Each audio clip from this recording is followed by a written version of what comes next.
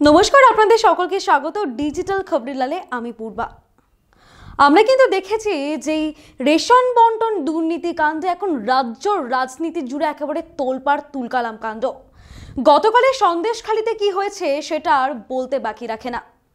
এমনই অবস্থা যে কেন্দ্রীয় তদন্তকারী সংস্থা বা কেন্দ্রীয় বাহিনীর জওয়ান তাদের উপরে আক্রমণাত্মক মারমুখী জনতা।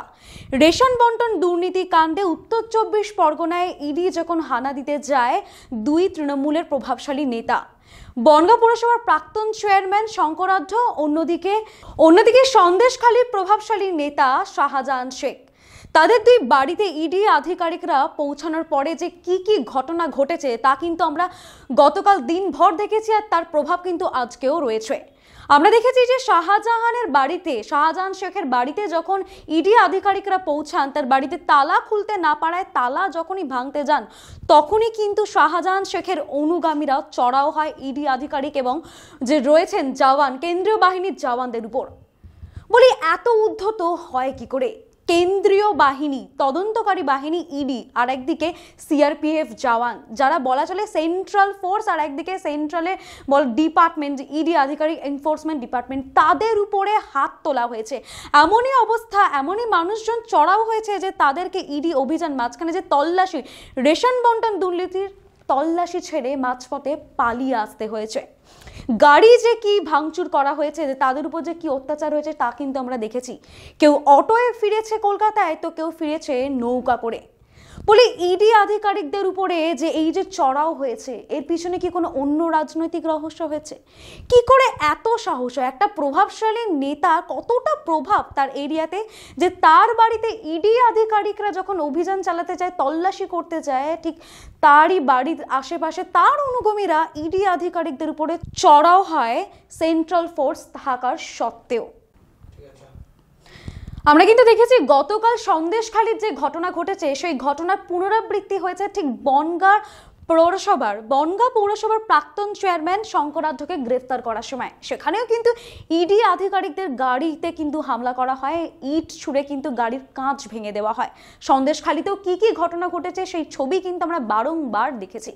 প্রশ্ন উঠছে, ইডি আধিকারিকরা কিন্তু এর আগেও নানান জায়গায় নানান প্রভাবশালী ব্যক্তির বাড়িতে কিন্তু দুর্নীতি কাণ্ডে অভিযান চালিয়েছে, সেখানে কিন্তু এই ঘটনা দেখা যায়নি। এবার উত্তর ২৪ পরগনা সন্দেশখালী এবং বনগাঁতে এই ঘটনা যে ঘটেছে, তার পিছনে নাকি কোনো রাজনৈতিক কৌশল রয়েছে, নাকি রয়েছে কোনো রাজনৈতিক প্ররোচনা, যার ফলে ইডি আধিকারিক বা সিআরপিএফ জওয়ান যারা রয়েছেন তারা পাল্টা অ্যাকশন নেবে।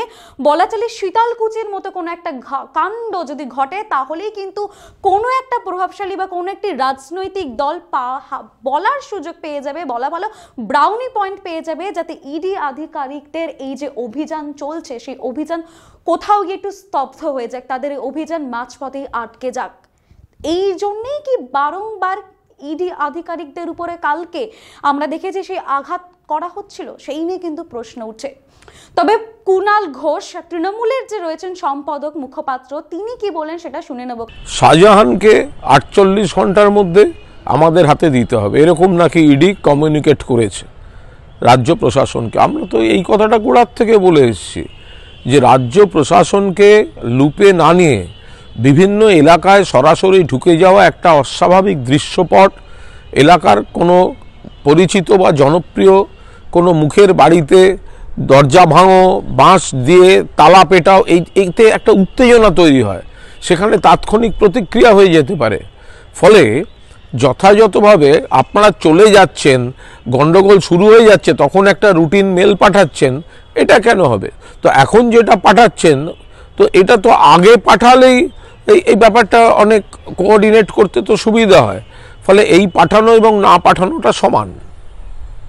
কুণাল ঘোষ যিনি বলেছেন যে রাজ্য প্রশাসনের কাছে যদি একবার জানিয়ে যাওয়া যায় ইডি অভিযান করতে যাচ্ছে, তাহলে কোথাও গিয়ে এই পরিস্থিতি তৈরি হয় না। কোথাও একটা ইডি আধিকারিক, কেন্দ্রীয় তদন্তকারী সংস্থা এবং রাজ্য প্রশাসনের কাছে যদি কোথাও একটা সহযোগিতা থাকে, তাহলে এই ঘটনার পুনরাবৃত্তি হয় না, এমনটাই কিন্তু তিনি বলেন।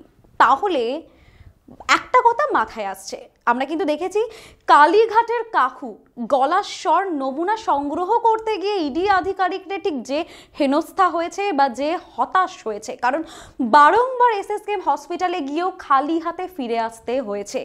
তারা যতবারই কালীঘাটের কাকুর ভয়েস স্যাম্পল নিতে গিয়েছে ততবারই কিন্তু ফিরে আসতে হয়েছে। সেই নিয়ে কিন্তু দীর্ঘ সূত্রিতা দেখেছি, একটা বিশাল লম্বা নাটক দেখেছি। সেক্ষেত্রে তাহলে কোথায় ছিল এই সহযোগিতা? তখন কেন কোনো রাজনৈতিক দলের নেতা কেন এই কথাটা বলেনি যে রাজ্য প্রশাসন এবং ইডি আধিকারিকদের সহযোগিতা থাকলে এই পরিস্থিতি হয়তো তৈরি হতো না? তখন কেন কেউ এই কথাটা বলেনি? সেই নিয়ে তো কিন্তু বিরোধী দল কিন্তু কটাক্ষ করতে ছাড়েনি। রাজ্যের বিরোধী দলনেতা শুভেন্দু অধিকারী আবার একেবারে এক ধাপ এগিয়ে গিয়ে রাজ্যের মুখ্যমন্ত্রী মমতা বন্দ্যোপাধ্যায়কে কিন্তু তোপ দেখেছেন। তিনি বলছেন সন্দেশখালির এই যে ঘটনা ঘটেছে, যে আক্রমণাত্মক মারমুখী জনতা, এটা কিন্তু কোথাও গিয়ে উস্কেছেন মুখ্যমন্ত্রী মমতা বন্দ্যোপাধ্যায়। সেই ইঙ্গিতই তিনি কিন্তু একটি সভা থেকে বললেন। কি বললেন শুনে নেব। আপনারা দেখেছেন যে কিভাবে কেন্দ্রীয় নিরাপত্তা রক্ষীদের উপরেও আক্রমণ, তাদের গাড়ি ভাঙচুর এবং 3 জন আধিকারিক গুরুতর আহত অবস্থায় প্রাইভেট হসপিটালে ভর্তি হয়ে আছেন। এবং এই ঘটনার জন্য আমি প্রথমত দায়ী করব রাজ্যের মুখ্যমন্ত্রী মমতা ব্যানার্জিকে। তার একটি পুরনো ভাষণ আমি আপনাদের কাছে শোনাচ্ছি, যে ভাষণে তিনি সরাসরি কেন্দ্রীয় তদন্তকারী সংস্থার উপরে হামলা করার নির্দেশ দিয়েছিলেন। সিবিআই থেকে ইডি এজেন্সি যেন মেরে মনে হচ্ছে সিবিআই ডিরেক্টর এখন বিজেপি লোকাল প্রেসিডেন্ট বা লোকাল লিডার যারা, আর ইডিরও প্রেসিডেন্ট হয়ে গেছে ওরা। এইভাবে দেশ চলছে, এভাবে দেশ চলতে পারে না। আমাদের বাড়িতে রোজেরও অত্যাচার করছে।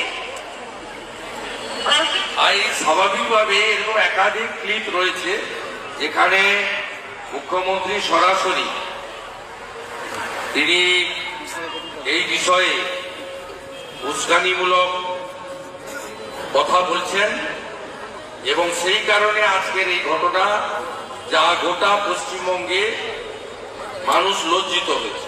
গতকালের ঘটনায় কেন্দ্রীয় তদন্তকারী সংস্থা ইডি আধিকারিকরাও কিন্তু ছেড়ে দেওয়ার পাত্র না। তারাও কিন্তু আজকে পাল্টা ইমেল করে রাজ্যের যে ডিজি এবং বসিরহাটের যে পুলিশ সুপার রয়েছেন তাকে কিন্তু ইমেল করে ফুটেজ পাঠিয়ে রিপোর্ট পাঠানো হয়েছে যে সেই ঘটনায় কারা কারা জড়িত রয়েছে, তাদের বিরুদ্ধে যেন ইমিডিয়েট অ্যাকশন নেওয়া হয়।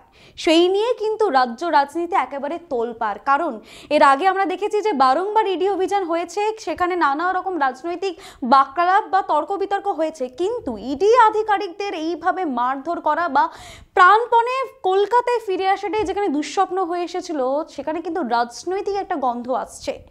তাহলে কি কোনো একটা দল বা কোনো একটা প্রভাবশালী নেতা ইচ্ছা করে কি এই ঘটনাটা ঘটিয়েছে? ইচ্ছা করে কি পরিকল্পিতভাবে প্ররোচনামূলক এই কাজটা করানো হয়েছে যাতে ইডি আধিকারিক বা সিআরপিএফ জওয়ানরা আগেনস্টে গিয়ে কোনো একটা পাল্টা বার করে, তারপরেই ব্যাস কেল্লা ফতে, যাতে এই অভিযানটা একেবারে স্তব্ধ করানো যায়? কারণ সামনেই লোকসভা নির্বাচন। সেই নিয়ে কিন্তু রাজনৈতিক দল একে অপরকে নানা রকমভাবে কটাক্ষ করবে এবং একে অপরকে নানা রকমভাবে দুষতে ছাড়বেন না। এবার এই যে সন্দেশখালির ঘটনা, এই সন্দেশখালির ঘটনার জল আর কত দূর গড়ায় সেই নিয়ে কিন্তু আমরা নজর রাখছি। আপনারা কিন্তু নজর রাখুন ডিজিটাল খবরিলালে, কারণ খবর আপনাদের, নজর আমাদের। ডিজিটাল খবরিলাল, খবর আপনাদের, নজর আমাদের।